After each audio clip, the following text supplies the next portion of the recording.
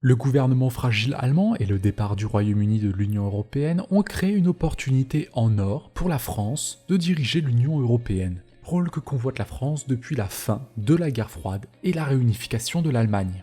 La France devrait s'efforcer de renforcer l'autosuffisance du bloc dans les domaines tels que la défense et la finance et préconisera une plus grande intervention de l'État dans l'économie.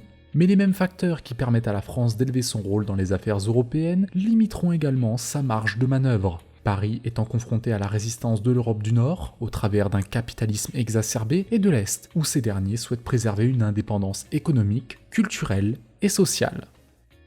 Mais avant cela, vous l'avez peut-être remarqué, mais cela fait presque 6 mois que TerraBellum n'a plus fait de publicité pour des marques telles que Red Shadow Legends, NordVPN ou Rise of Kingdoms. La raison est simple, nous souhaitons vous proposer des publicités avec une réelle valeur ajoutée dans des produits dont nous sommes fiers de faire la promotion. C'est pour cela que nous collaborons mensuellement avec des sociétés telles que Terre de France, le Sybarit ou encore PlaySQL, toutes ces entreprises qui nous rendent fiers du terroir français et la qualité des services qu'ils proposent. Si vous aussi vous souhaitez exposer votre société à la première chaîne de géopolitique et de défense française, réunissant chaque mois près de 800 000 téléspectateurs, que votre entreprise se spécialise dans le textile, le service aux consommateurs ou bien que vous souhaitez recruter des profils de qualité tels que des ingénieurs ou de jeunes diplômés avides de s'investir dans votre projet entrepreneurial, sachez que TerraBellum propose pour vous, les professionnels, des tarifs attractifs adaptés à vos ambitions. Si vous souhaitez plus d'informations, rien de plus simple, contactez-nous à l'adresse suivante, contact@terrabellum.fr. La situation actuelle. En mai 2017, Emmanuel Macron est devenu président de la France. 3 ans plus tard, il a l'opportunité de devenir le dirigeant effectif de l'Union européenne. En effet, la France est sur le point de jouer un plus grand rôle dans le bloc européen. L'Allemagne, qui est le leader de facto de l'Union européenne depuis au moins une décennie, est maintenant trop focalisée sur les questions nationales pour diriger le continent, tandis que le Royaume-Uni, deuxième économie d'Europe, a récemment officialisé sa sortie de l'Union. De plus, l'économie française croît à un rythme décent, donnant à Paris la légitimité qui lui manquait dans le passé, mais les mêmes facteurs qui ont créé une opportunité inhabituelle pour la France limiteront également sa marge d'action alors que Macron affronte l'opposition étrangère et intérieure à sa vision. Malgré les efforts diplomatiques de Macron, l'impact de la poussée de Paris pour remodeler le continent dans des domaines allant de la défense à la finance est plus susceptible d'être modeste que monumental. Une Allemagne en déclin. Au cours de la dernière décennie, la robustesse de l'économie allemande en a fait la principale voie de l'Union européenne. Berlin a pris suffisamment soin d'inclure Paris dans la plupart de ses décisions afin de préserver l'image du co-leadership franco-allemand en Europe. Compte tenu de son histoire du XXe siècle, l'Allemagne s'inquiète de cultiver la perception qu'elle gouverne seule le continent, mais en particulier pendant le pic de la crise financière à la fin des années 2000 et au début des années 2010. Une Allemagne et une France en déclin signifiaient que le départ des décisions cruciales de l'Europe, de l'autorisation des programmes de sauvetage pour l'Europe du Sud à l'introduction des réformes de la zone euro, exigeait toujours une bénédiction de Berlin.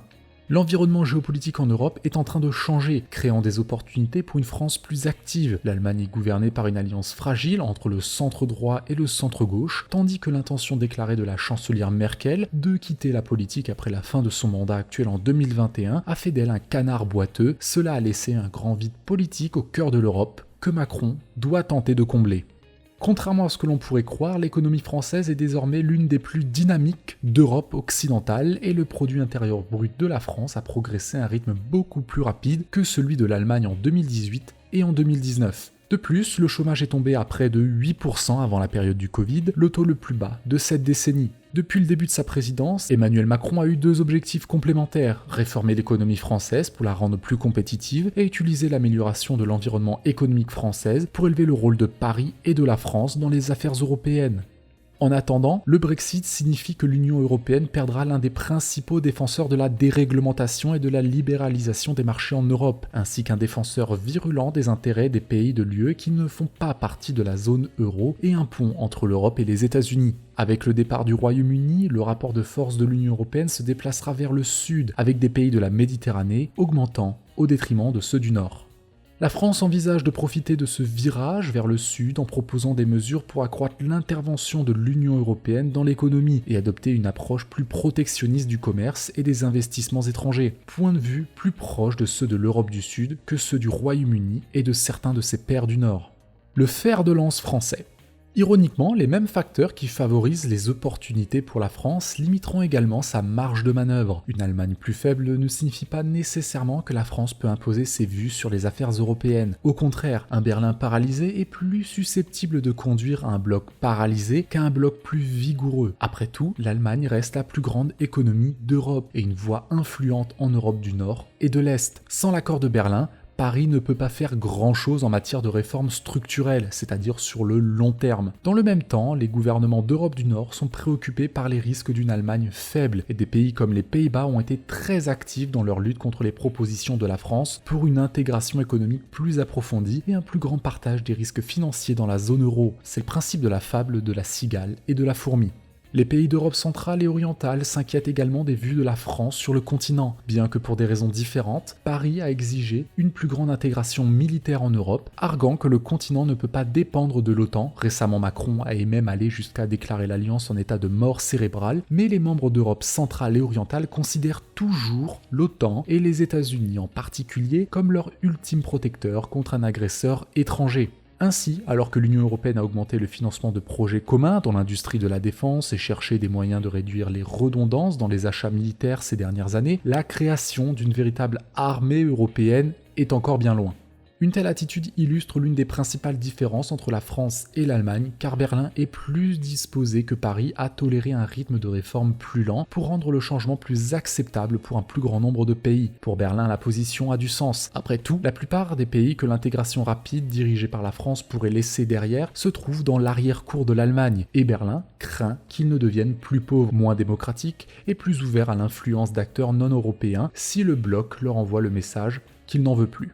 Il est légitime de préciser que tout n'est pas rose en France, bien évidemment. Le chômage des jeunes, par exemple, touche encore entre 20 et 30% de la population active de moins de 24 ans, le quatrième taux le plus élevé de la zone euro. Pendant ce temps, un groupe de réflexion français a récemment rapporté que les plus grands gagnants de la politique fiscale de Macron étaient en fait les 1% les plus riches de France. Les sondages d'opinion montrent qu'un tiers seulement de l'électorat soutient la politique d'Emmanuel Macron, ce qui révèle un décalage entre les bonnes performances macroéconomiques de la France et la perception intérieure des actions du gouvernement.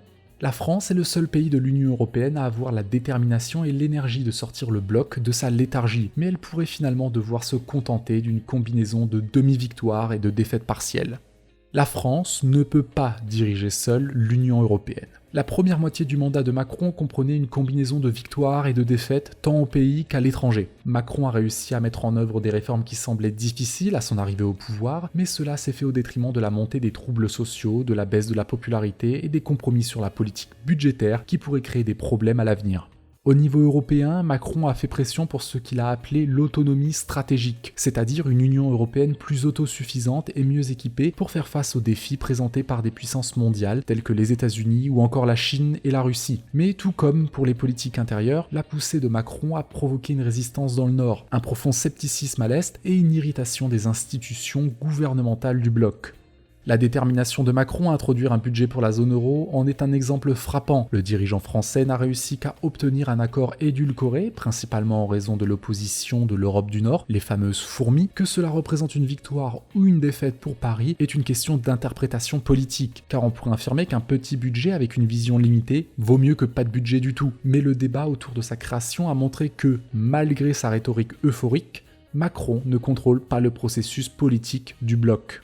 Des résultats similaires se présentent au cours de la seconde moitié de la présidence de Macron. L'Allemagne restera dans un état de semi-paralysie, ce qui signifie qu'il est peu probable que des réformes profondes dans la zone euro se produisent. Entre-temps, l'Europe du Nord a prouvé qu'elle était capable de s'organiser dans un camp anti-Macron, tandis que l'Europe de l'Est, malgré ses divisions actuelles, pourrait encore bloquer les propositions de Paris si les choses se concrétisaient.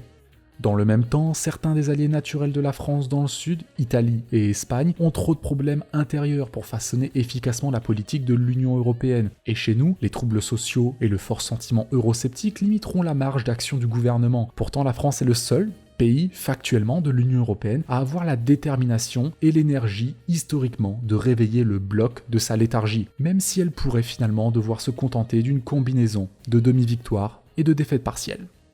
Si vous regardez encore la vidéo jusqu'ici, laissez-moi vous remercier pour le temps que vous nous accordez chaque semaine depuis maintenant plus de 2 ans et demi. Si ce type de vidéo vous plaît, n'hésitez pas à vous abonner et à mettre un j'aime, cela nous aide grandement, et à regarder la vidéo de Quentin de la semaine dernière sur la diplomatie et la géopolitique de la Turquie. Et au passage, de vous abonner à notre compte Telegram, le lien est dans la description.